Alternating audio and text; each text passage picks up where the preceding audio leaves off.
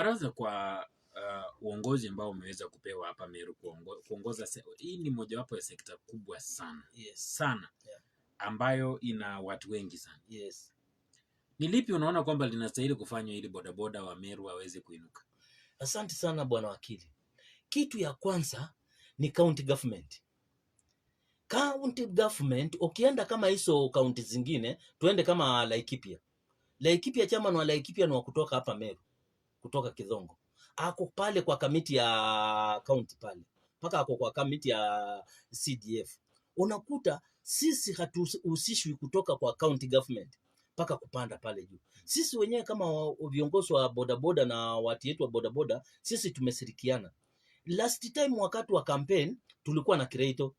Kireito alikuja akapeana 17 million ambao tulikuwa tunatarajia itulete pamoja, tukue kitu kimoja na tuongee lugha moja, lakini tulikuja tukaweka kwa wodi tukakataa kusikana.